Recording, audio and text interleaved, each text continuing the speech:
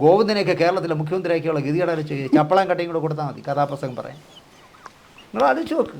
ഞാനങ്ങനെയാണ് കാണുന്നത്. നിങ്ങൾ ഏതെങ്കിലും ഈ മന്ത്രിസഭയിലുള്ള ഒരു മന്ത്രിക്ക് മുഖ്യമന്ത്രി ആവാനുള്ള യോഗ്യത ഉള്ളവരുണ്ടോയെന്ന് നിങ്ങളൊന്ന് പറഞ്ഞേ. നിങ്ങൾ ആലോചിച്ച് നോക്ക്, ഞാൻ എന്ത് തെറ്റ് ചെയ്തിട്ടാണ് എന്നെ ഈ കഴിഞ്ഞ 9 വർഷമായിട്ട് പാർട്ടി മഴയത്ത് നിർത്തിയത്?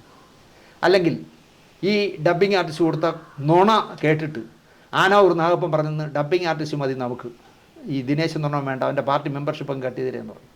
എൻ്റെ ആരോ വിളിച്ച് DFIയുടെ അത് പറഞ്ഞത് ശരിയല്ലെങ്കിൽ അവൻ്റെ ആളിനെ അറിയപ്പെടും, അതുകൊണ്ട് വേണ്ട. ഒരു DFI നേതാവ് തിരുവനന്തപുരത്തുള്ള അയാൾ വിളിച്ചിട്ട് എൻ്റെ പറഞ്ഞു, താങ്കളൊന്ന് പിണറായി ഇയാളെ ഈ ആനാവൂർ നാഗപ്പനെ കണ്ട് എൻ്റെ മെമ്പർഷിപ്പ് പുതുക്കണം എന്ന് പറഞ്ഞു. ഞാൻ പറഞ്ഞു, എൻ്റെ അച്ഛൻ 10 ജന്മം ജനിക്കണം, ഞാൻ പോയി ഈ ആനാവൂർ നാഗപ്പൻ പണ്ട് റേഷൻ കടയിൽ ബില്ല് എഴുതിക്കൊണ്ടിരുന്ന രാഘപ്പനെ കണ്ടെന്നല്ല ഞാൻ കമ്മ്യൂണിസ്റ്റത്തിൽ വന്നേ.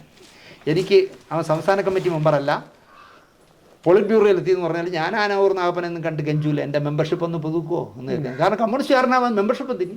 കമ്മ്യൂണിസ്റ്റുകാരന് ഇപ്പോൾ പറ്റുന്നൊരു കുഴപ്പം, മക്കൾ വഴിതെറ്റിയാൽ ഈ തന്തമാരെ വരച്ചവരെ നിർത്താൻ പറ്റും. ഇവിടെ ഇപ്പോൾ ഇരിക്കുന്നതിൽ ഒരുമാതിരിപ്പെട്ടവന്മാരെയൊക്കെ ഒരക്ഷരം മിണ്ടാൻ പറ്റാത്ത എന്താണെന്ന് ചോദിച്ചാൽ എനിക്കറിയാതൊക്കെ ഈ മക്കൾ കാണിക്കുന്ന ചില കുഴപ്പങ്ങളില്ലേ.